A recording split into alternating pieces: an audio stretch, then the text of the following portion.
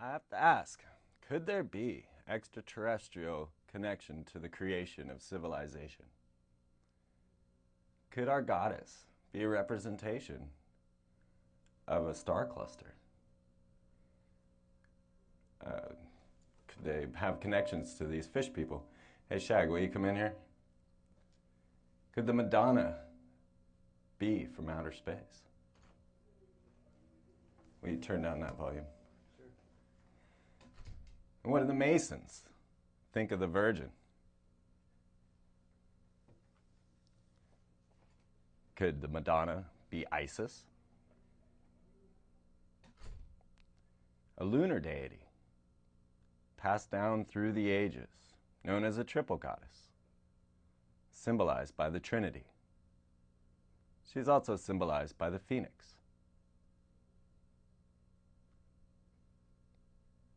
Could Isis, goddess of the earth, goddess of the sea, be America's Columbia?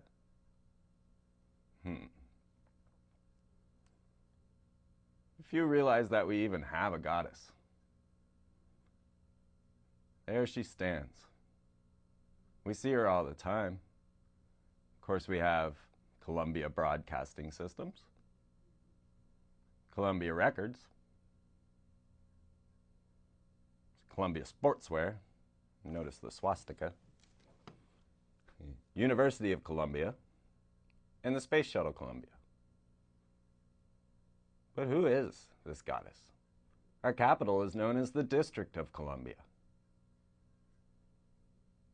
Who is this Lady Liberty, the torchbearer, Columbia? Some say that she was named after Christopher Columbus for his discovery of America. Manly P. Hall, founder of the American Philosophical Society, says that 20 cities claim Columbus as a native, and that he was most likely a Greek prince. That was shown by his Kabbalistic cipher and his signature there. Thanks. His name, Manly tells us that the ancient mariners had already discovered the Antarctic. They'd already come across the western continent. America was discovered long ago. So who is this man, Columbus? We don't even know his name. What, could it be that he was named after Columbia?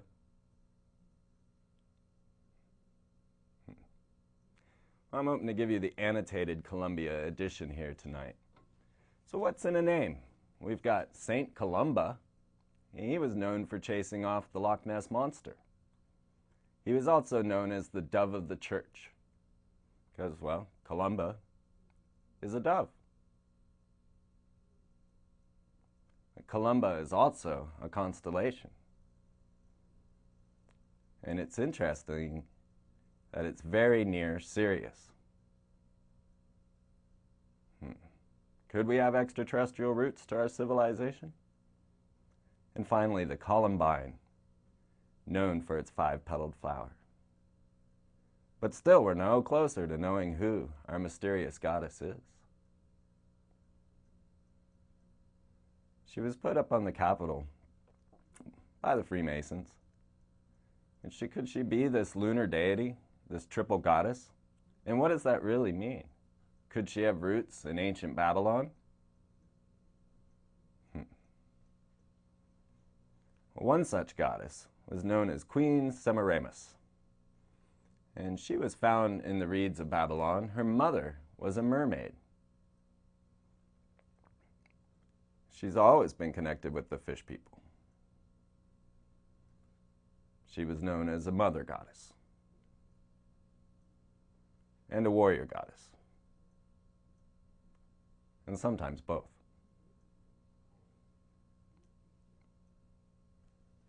Her husband was Nimrod, and he built the Tower of Babel, while she crafted the Hanging Gardens. Now, who were these fish people that built Babylon? These are the very same gardens that Saddam Hussein just rebuilt.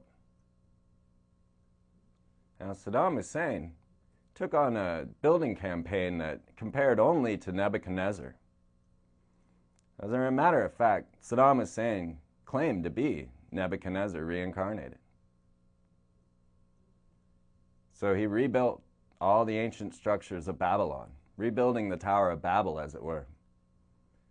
And on the stones in the masonry that he used to construct this, he actually put himself there as Nebuchadnezzar.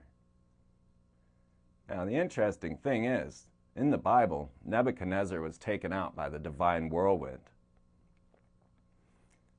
So Saddam Hussein even had paintings commissioned to show that he was Nebuchadnezzar, reincarnated. Headline today, USA Today, Saddam Hussein is Nebuchadnezzar reincarnated. He sits in his throne, and even the tour guides occasionally mistake his name. But of course, Nebuchadnezzar was taken out by the divine whirlwind, what we call the Shekinah. It's a Hebrew word. It's the feminine version of God. So when we attacked Baghdad, we of course called it the Shekinah campaign. This was a play on the word Shekinah. And they used the mother of all bombs to blow them up, the Moab. The Moab is the very people that attacked Nebuchadnezzar, the Moabites. So you see a giant game going on here. Hold that a second, Shag. Now these troops came in and they stormed the temple of Nana in Ur and stole the relics out of there. Now, do you think there's something bigger to this picture when we are given license to loot the ancient temples? Okay, go on. Well, the dome is a symbol of the goddess. So when you see the dome, you'll find that it will be direct relationship to a phallus, which would be on UT campus, the clock tower. Of course, we have the fish people with Columbia, the clock tower, and the phallus. So what do I think of when I'm sitting out there looking at Columbia standing there as she gazes out at herself and all the different incarnations? Well, I think of the Freemasons. They put her there. And as you can see, the Freemasons have a strong allegiance to Babylon. They don't believe it's the year 2006. For them, it's the year 6006. For the Anno Lucius calendar, it's ancient Babylonian calendar. And we know the Masons incorporate their symbolism into the buildings that they make, just like the ancient Egyptians used to do. So they have their symbols coded in, and it's up to us to decipher what they might mean.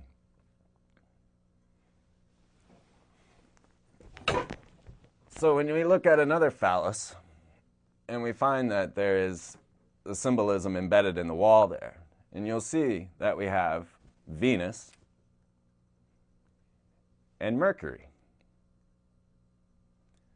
Well, two Masonic researchers, Knight and Lomas, have found a connection between Mercury and Venus, and they call it the Shekinah.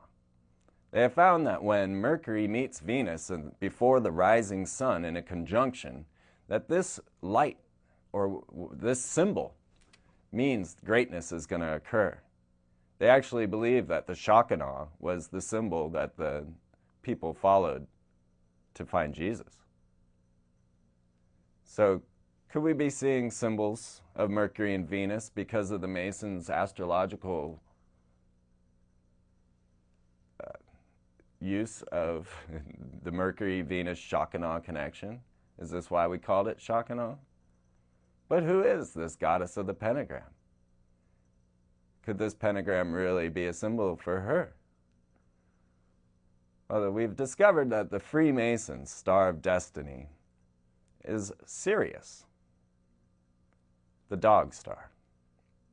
And they actually use a symbol to denote Sirius, and it's called the blazing star, which is slightly different than the typical pentagram. And we know Sirius was important to the ancient Egyptians. But what of the Dogon tribe of Mali, Africa? who says that beings from Sirius landed in their mountain range in northern Africa and taught them civilization and the hidden mysteries of their religion. They say that these beings came from Sirius. Here is a Columbia footage above Mali, Africa. Fade me out here, Shag. Have a look as these craft come and land above Earth. Now this is filmed from the Space Shuttle Columbia's window. And they see these craft come down. The first one came past and it landed there in the center and began to illuminate. Now the others follow suit. And you will watch as these giant craft, seeming to be 2 to 3 miles in length, line up in a perfectly organized pattern around the central craft and hover there over northern Africa. Now, could these be the Syrians returning? Certainly a few researchers have come to the conclusion that these craft are from Sirius and are from the water people. The question is, are they friendly? Have they come here to help? Or are these the beings that crafted the civilization that imprisons us right now? Oh yeah, civilization's a trap. It's a prison. And it was crafted long ago by beings from far away. And I'm going to attempt to prove that to you tonight. So now you see all these craft as they have lit up and they line up around the central saucer there in the center. And what's interesting is that David Sereda actually has managed to decipher hyperdimensional physics out of the craft, out of what they are doing and the rotation of the spiral. They seem to be hyperdimensional, not completely solid, and actually in some of this footage you can see right through them. But this would make more sense for travel. Now you see, I drew this picture when I was 10, and I drew that craft right there in the middle of it. I had never seen it. I only saw the craft this year. But what of the fish people? The Dogon call them the Nomos. And they say that they called them the repulsive abomination as they slithered up out of the water to tell them about Sirius. And now there were discoveries made. Okay, hold that there. There were discoveries made that the Dogons told us that Sirius was a trinary star system. And we actually found out that this was true only just in the last 10 years. How did this Aboriginal tribe of Africa know this and tell us that this is true? And they even told us that the star that surrounds Sirius, that orbits it, Sirius B, which they call Poe, is actually the heaviest thing in the universe. And this is turning out to be true as well. So now on this picture, I actually drew the Dogon symbol for Sirius. I had never seen the symbol, but something in my consciousness told me to draw this. I had a very conscious thought about it. And I drew it and said, well, that's not very cool, but I put it on all of them anyway. Only 25 years later to come back and find that it's a symbol for Sirius. And then to find the craft right there in the middle. Soon I'll decipher that lizard. And we might find out what the truth is about Draco. As you see here, the symbol on NASA is the blazing star, a pentagram with the rays around it, which is the same symbol that the Dogon use. Now this very symbol, and when this one stops, stop it there. This very symbol, I went here, this is the Philadelphia Lodge. This is the Temple of Benjamin Franklin. This is where a lot of your leaders come and worship and do strange rites and rituals, which we could talk more about. But what I found really interesting is that in each of the corners of the building is the blazing star here in the Egyptian room. And then in the middle is the Dogon symbol for Sirius. Are the Masons aware of this? They put it on their ceiling. Let's move on.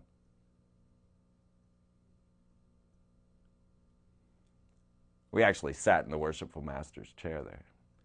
So is there a reality to these fish people that continually show up through history? And are they good? Or are they bad? We've had both stories, really. Certainly, Ishtar is not known as the nicest goddess.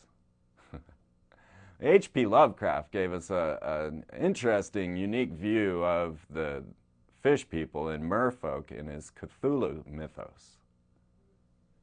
He wrote this, it's moving a little slow. The Cthulhu mythos tends to paint the merfolk in not the best light. It was taken from the Necronomicon, the Book of the Dead, and given to the New World Order. You think maybe our leaders know about this? So in his movie Dagon, which I highly recommend you go see, he shows how the fish people turned everyone away from God, and it brought them together under their dark lord, Ea. Ea. Cthulhu. Matata. Ea. But for H.P. Lovecraft, these merfolk were no beauties. Well, perhaps they're beautiful. They were also very deadly. But they would corrupt your soul and take you over genetically, and then bring you down to the dark one in the deep, the one that ever sleeps. So who are these fish people, and why do we keep seeing them? And do they have a connection to our goddess in Sirius?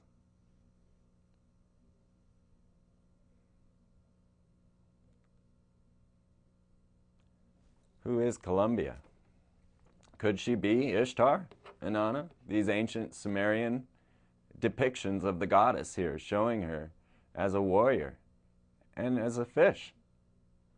Now you go look it up on my website. I've got this all linked on there, and you'll see all these connections between Inanna and Ishtar and Venus.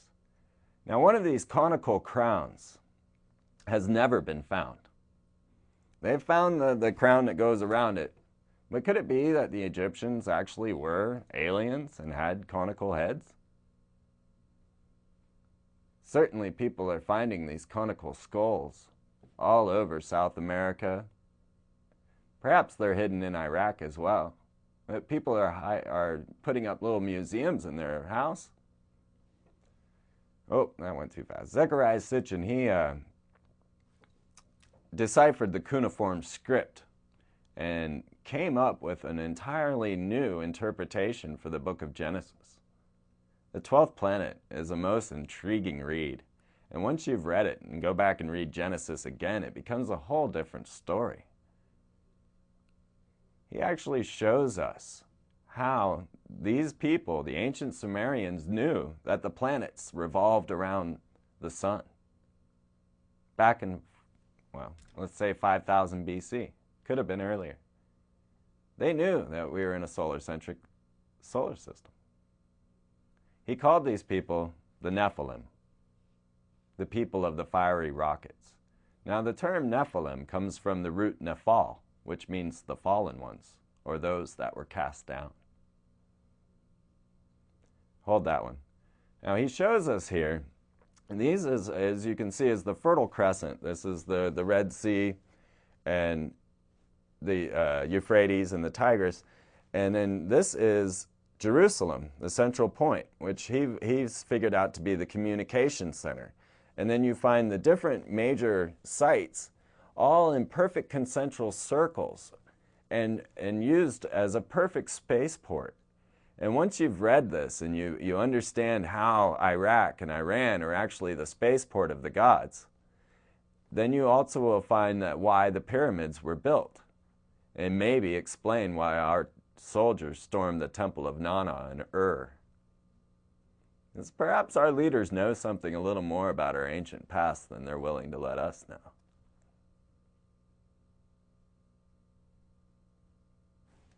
Could be. Is Pakal working a flying craft? This is the sarcophagus lid for a tomb in Palenque. And when you look at it, he's actually working controls with his hands and his feet and has a bunch of instrumentation around him. Could it be an ancient depiction? Now here is the Boeing poster for the Prometheus Mars mission. And what you'll see is the sun low on the horizon, because that's a constant motif with these guys, with two astronauts going on top of a hill finding Sumerian architecture on Mars. Now I'll tell you, both HW and W have pushed for a manned mission to Mars. Could it be that Mars was this ancient city or ancient continent of Atlantis, that white people are actually from Mars and came and landed in the Caucasus Mountains and took over this planet? Could be. And certainly Boeing has no problem showing you Sumerian architecture on Mars. But first they need to send up the phoenix, right? Back to the goddess symbolism. The phoenix is the birther of nations, the birther of... So the European Space Agency went ahead and they shot up their, believe it or not, Venus Express. Okay, the Venus Express is just now starting to send us back pictures of the Venus landscape. I'm very curious to see what anomalies we'll find there. I often go to my favorite researcher, Richard Hoagland, because he showed me this picture here. Stop that right there, Shag. This is Iapetus. This is a moon surrounding Saturn, orbiting Saturn. It has been shown to have a 12-mile-high wall surrounding the equator. The perfect equator, right? Perfect wall. You see it right there sticking out of the picture. And it is shown to have tetrahedral designs in the craters. They're not round. And if you go look at the 3-page study on enterprisemission.com, or it's also linked to my website, freemanperspective.blogspot.com, you'll find that this is not a planet, but a Death Star, a space station, but ancient. So could these be cave paintings of flying saucers? Or ancient depictions of flying saucers? I mean, this has been a motif that has been around longer than 1950. This is something that's been going on this planet forever. You think Da Vinci might have had a little bit of a knowledge of what was going on? Has the arrival occurred in the past? All of these ancient depictions. Look at this guy. Pull that forward, Shag. This has, oh well. Are these ancient depictions of astronauts, of people in spacesuits? And these are all ancient shots from South America, Egypt. Now here, are they preparing a candidate to get him ready for the rocket launch? I've got some other shots in here that show him actually climbing into the rocket. And these are not people that were backwater people. This is not, I mean, we've never compared to the architecture that the Egyptians have created. Here's another ancient picture showing flying craft. Now, this is the crucifixion of Jesus with flying saucers or flying craft sitting there. Look at this guy manning his craft. I haven't gotten the dates on this because this is the informal version of Columbia. I'm giving you guys a little bit of an annotated version of the new Columbia episode. All right, move on. There are absolutely constant images of people in craft. Now, we couldn't have deciphered these things in the past because we didn't know about flying humans in the past. So we tell you, oh, it's an ancient symbol of the sun. Is that still rolling? Constantly, we come up with this motif of the winged disc. And strangely, it seems to fit our interpretation of jets and or just the winged men themselves, known that they were for flying, and they'd always wear these interesting outfits. So now we know that the five-pointed star, the blazing star, and the goddess, Isis, are symbols of Sirius. But what about Orion?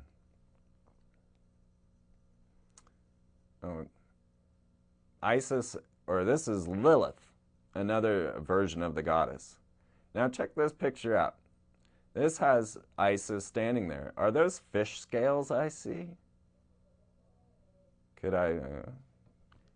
and could we be talking about fish people from Sirius? Because Isis is the Egyptian symbol of Sirius. But Orion, the one symbolized by the phallus, Osiris. Osiris is a symbol of Orion.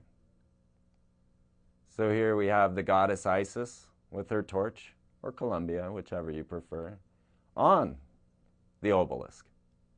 The conjunction of Sirius and Orion has been told to us by Dr. Sala as the progenitors of the Earth, as the creating race. Orion is known as the hunter, as well, so was Nimrod of the Bible. So could this explain the constant use and absolute madness involved in crafting all of these symbols? Could this explain why we have a phallus in due relation to the capital breast? Because we are a planet that is ruled by beings from Sirius and Orion. Are those fish scales on Osiris?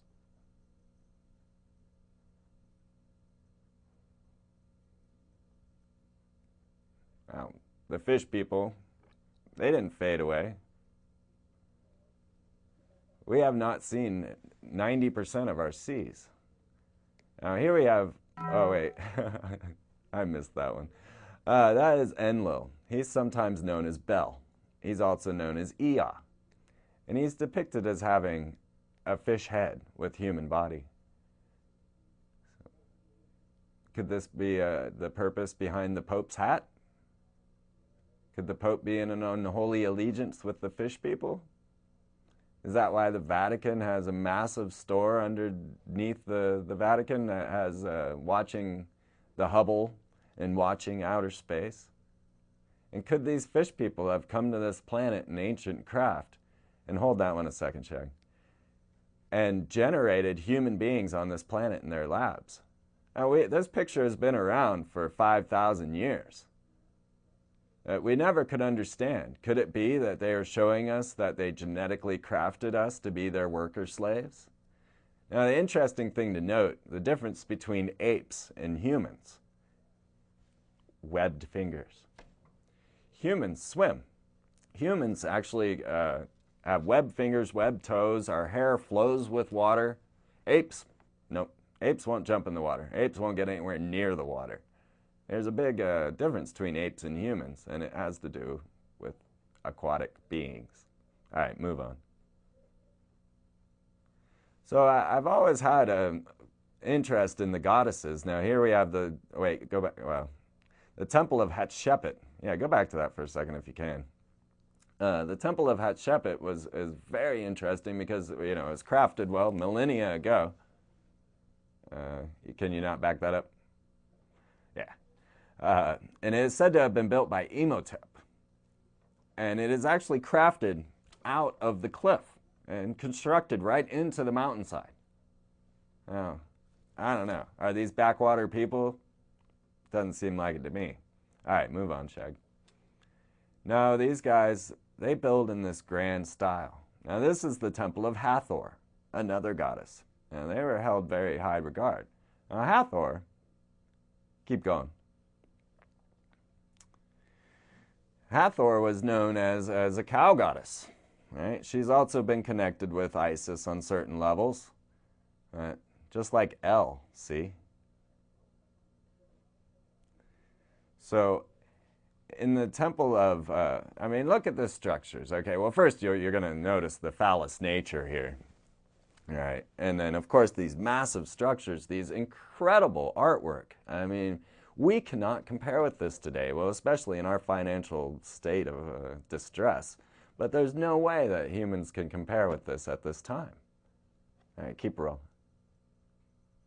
So down in the temple of Ramses in Abydos, there's a hieroglyphic script that actually talks about the Pharaoh defeating his enemy. Yeah, I would imagine that he would no, keep going. I'd imagine that he would defeat his enemy with these particular accoutrements. We have a helicopter. Keep rolling, Chag. A tank, or perhaps a submarine. A land speeder?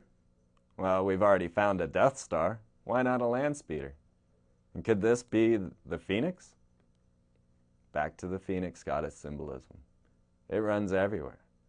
So have ancient astronauts visited our planet? Have they seeded civilization? Is that an octopus standing next to that gray? Well, one group certainly thinks that we have, and they are known as the Raelians. And Rael was a race car driver from France until he was contacted by an extraterrestrial race who said they created us genetically. And they gave Rael a message. They told him to prepare humanity for their arrival. Told him to build an embassy in Israel for the Nephilim to return. But the symbol the Nephilim gave Rael offended a few people for its Kabbalistic roots, or perhaps worse. Did the Nazis have knowledge of all this? It certainly seems so.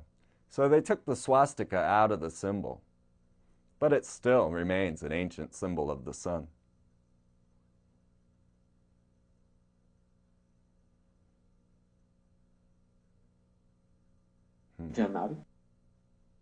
So let's see what Rael. Science should be our religion, because thanks to science, we are becoming gods. We are becoming eternal, and we are becoming pure consciousness. Becoming gods. Well, now, the Raelians claim to be able to clone humans, and he actually stood before Congress, the ambassador of our extraterrestrial gods, and told them, in the beginning, the Nephilim created mankind through genetic manipulation, and we will do no different. Listen to it from your own mouth. Will be done anyway, somewhere, someday, as, thankfully, nothing can stop science. They're going to do it anyway. So they announced the birth of Eve on December 25th, 2001. Now, do you believe them? Do you believe these people cloned humans? They certainly do. They say they've cloned them, and these girls came out to announce it. These are Raelians, by the way. Very sexy cult. I'm very, very pleased to announce that the first baby clone is born. She was born yesterday at 11:55 a.m. Is this lady a fish person? In the country where she was born. So this will not give you more details about the location. She's fine. We call her Eve. Yes, Eve. That was Brigitte Bousselet, the head scientist for Clonaid. So, you're starting to see the picture here? We've got our goddess with her fallen angel wings. She's carrying the torch, being drawn forward by fish people. And then just to her left, a pentagram. And of course, in Texas, we're used to seeing the pentagram quite often, but you ever wonder what it means? And the pentagram hung over Bethlehem for the Y2K celebration. I wonder what the Christians felt about that. And of course, not many people question this. They don't, who thinks about this stuff but me? And of course, they released the Columba doves. Because this whole celebration of Y2K was a series of rituals to Hades and the goddess. The Freemasons attempted to cap the Great Pyramid with gold. Hold that a second, Shag. Now, there's a little interesting side note. When the Freemasons were preparing to cap the Great Pyramid with gold on Y2K, most people were concerned about the computer meltdown. I myself kept saying, well, they're capping the Great Pyramid with gold. This to me meant a whole lot more than a computer meltdown. As you know, on the dollar bill, we got the pyramid floating, and then it lands upon the when the job is done. I can't seem to talk tonight. But the interesting thing was that Egyptian Flight 990, here, hold that there. Egyptian Flight 990 left out of LaGuardia and was to fly to the Giza Plateau prior to the capping of the Great Pyramid. But instead, it flew back and it picked up 33 Egyptian military at Wright-Patterson, and then it went down and picked up JP&L scientists at Edwards. And neither one of these military bases has ever had a public airliner land in their military base. And then they took off for the Giza Plateau before the capping. 33 Egyptian military and a scientist from Jet Propulsion's laboratory. Well, the plane took a nosedive into the ocean. Now here, are we showing, and of course then they didn't cap the Great Pyramid with gold. Are we seeing here a ritual that symbolizes the river Styx? What they're going to try to do in 2 minutes. The sun, as the Earth spins around, the sun is actually traveling across the sky at about a mile every 2.5 seconds. They are going to light the Thames on fire. It is called a river of fire. A river of fire. That's what we call the river Styx. Now the Bee Gees. Hold that a sec. The Bee Gees, I couldn't figure out why the Bee Gees were all in this thing, and then until I realized that they were in Sunrise, Florida. Yeah. All right. Go on. And Clinton announced, "It is a rising sun." Mm-hmm. What does that mean? You know, we're talking about the rising sun. We're talking about the Shekinah. We're talking about Orion and Osiris. Talking about Sirius and Columbia. Midnight has come. The Brotherhoods ignited their phallus. Freemasons crafted those things. Freemasons crafted these things. What do you think they mean by it? Now, in England, they only had Old Ben. They only had the male representation. Because I think America was the goddess, and they were the male, Osiris. But so then they built the Millennial Dome to have the feminine version right across the water from where they were. Because every good king deserves his queen. Right? The cow goddess, yes. So from the capital breast, straight on to the phallus, because every goddess needs her phallus. Perhaps. There's some people going, I don't know about that. So here you see we have the five-pointed star on Benedict Hall. And the five-pointed star is connected to Venus because Venus actually makes a five-pointed star every 8 years when viewed from Earth. It makes a perfect five-pointed star. But Venus is also, well, sometimes it's known as the morning star and sometimes as the evening star. But Venus is also symbolized by the shell. So this will explain to you why Texaco and shell.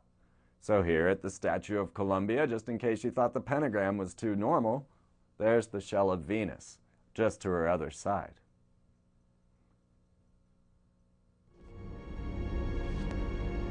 Let the brother receive the light. The Masons call it receiving the light. We're going to talk a little more about this movie on the next one. This is from hell. So the candidate stands in the embrace of the 5 points of fellowship as the worshipful master directs his gaze to a five-pointed star standing between the two towers of Jachin and Boaz, and behind him a skull and bones. He is told to look to the two columns in the five-pointed star and know that these are a symbol of Venus, the star of the morning. She's known as the eye goddess.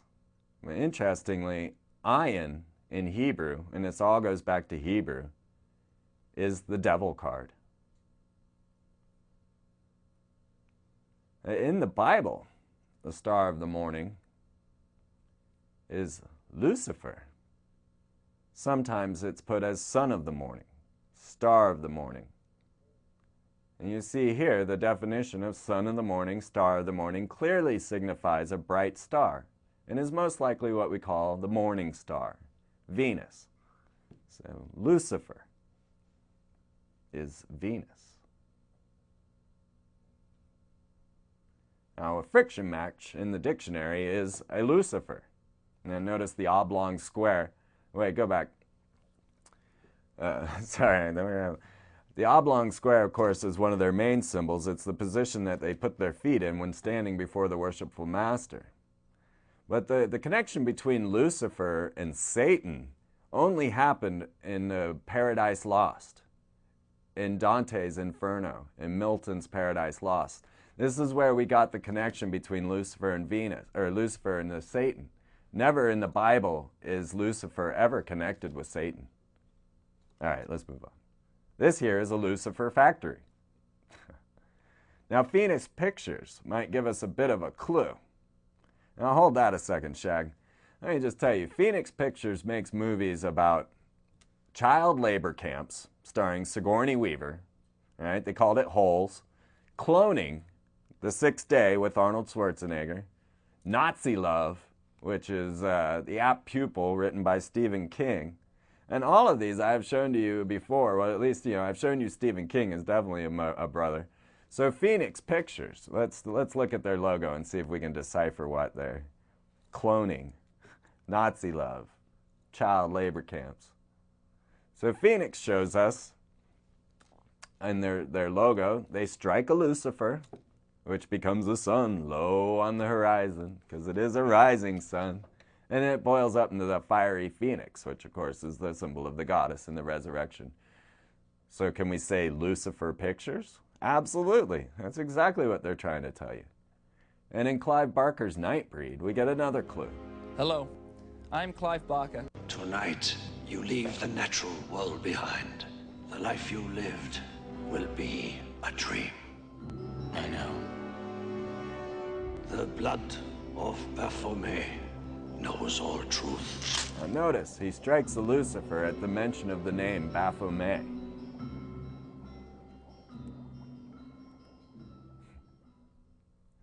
Well, Baphomet is known as a hermaphroditic god, or goddess, I guess it's both, right? He was worshipped by the Templars. Is that rolling? And Templars became a version of the Masons. They actually became the Masons later on. And you'll see that he has the phallus of caduceus in his lap, and one arm pointing up and one arm pointing down. This is an ancient symbol of the alchemist, to show you the universe created through good and bad, through dark and light.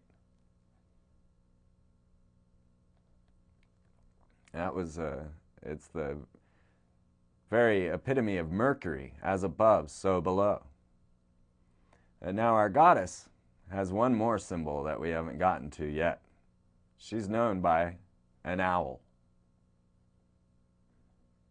And now you understand Hooters. But you see in ancient Babylon, even Athena, or Minerva, constantly the goddess is depicted with an owl. Even Isis, shown with the owl. Our capital is surrounded by an owl.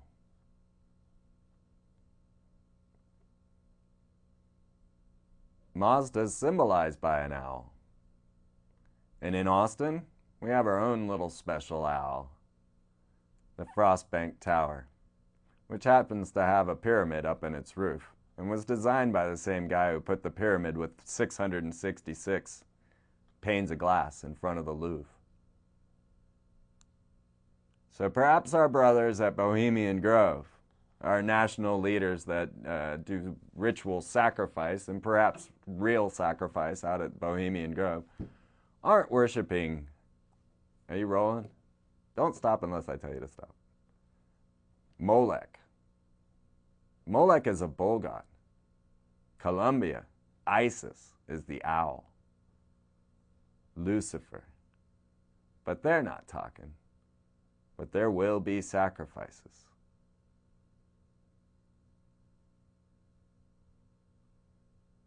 A solemn oath.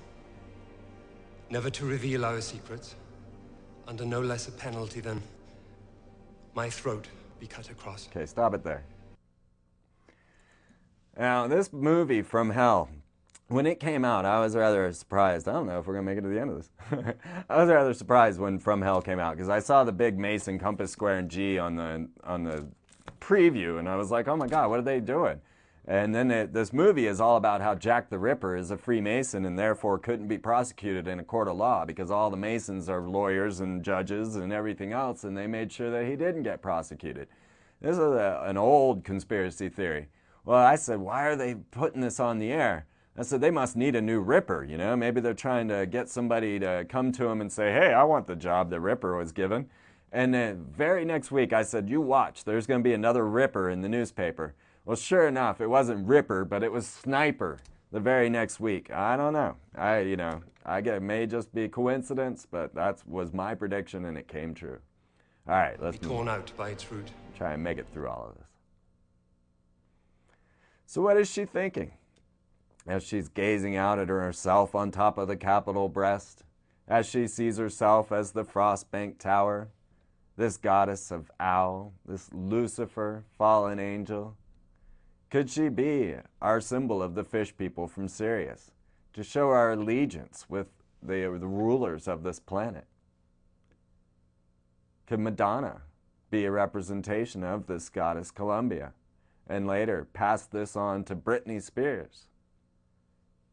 They certainly seem to epitomize what this goddess is all about. Now they say at the end times, the whore of Babylon will return. Could we be seeing this? And is she from outer space? Well, hopefully I've given you some credible proof. There's a goddess waiting to be discovered. New Venus disposables. Venus, reveal the goddess in you. All right. Now, I put that Venus commercial up on there because, well, Gillette's symbol is a square. And, every single corporate logo that I use absolutely fits within this entire thing that I'm explaining to you through corporate logos in Columbia. Now, I hope to get Columbia done here in the next week or so and, get this a little more organized, get my script written. I was kind of winging it tonight. I wanted to look at it. This is the first time I've seen this new version, and so you all are getting to experience that with me. But, I sit out here and I see this goddess. I see these symbols. I see the pentagram and the shell. I see the ABC logo, the NBC logo, the CBS logo, and I realize that all of our connections of all of the symbolisms go back to Venus. And even these same researchers, Knights and Lomas, which I'll have these guys hooked up on my website by tomorrow, will show you that the connection between the shock and awe and the conjunction of Venus and Mercury as it rises before the sun. And they also tell us that America actually means Venus. I don't have that book with me, so I can't explain that further, but I'll make sure that it's all linked up there. So what is this Venus connection? What is the Venus Express going to find when it gets to, when it starts sending back these images? Because certainly the Cassini satellites sending back pictures of the Death Star were a bit of a shock. But the people just, it's not true. This doesn't affect our day-to-day life, even though it's all around us. Now what you're seeing here is videotape from the Columbia Space Shuttle of these craft. And look at them all. And what has happened here is that they were extending a tether to gather electricity out of space. But it actually gathered way too much electricity and it broke the tether. And it floated off and became that seemingly neon light that's floating down there. So that's actually a long tether. And then now the astronauts, they're kind of tripping out while they're watching this whole thing. Because all of a sudden, all these craft start flying around, Look at them all. They're all in our atmosphere. They're doing things out there. They're out there right now. This is just, maybe 6 years old, this footage. So, have they returned? Have the Nephilim returned? Are they preparing us for their arrival? Well, the ambassador of our extraterrestrial gods already speaks before Congress openly about this, claims to be cloning humans, and then our Mason leaders are all embedding the code within all the architecture around us. If I can get around this country and get all of it filmed for you, I'm going to try and do that this summer. Because the constant showing of Venus and Mercury, of the hermaphrodite, all of these have absolute meaning, and it goes to outer space. But of course, we could have never seen any of this beforehand, because we didn't know about space travel. We didn't know about genetic manipulation. We couldn't have thought that men were flying in planes back in that time. History has been erased from us, and it continues to do so. I mean, if you guys are really worried about the gas prices and the heat, start checking into Tesla's technologies and see that in 1930 we already had an electric car that could run 90 miles an hour for days without ever using any sort of power whatsoever. It ran off of air, it just took it right out of the ether. So now they want to tell us that these craft have arrived and they're coming to save us from our evil selves, but when I look at civilization, I see that this has all been manufactured, that this whole setup has come to us from these extraterrestrials. And so now what is happening is they're working to devastate this planet to such a point that we have no hope but to turn to them for our survival.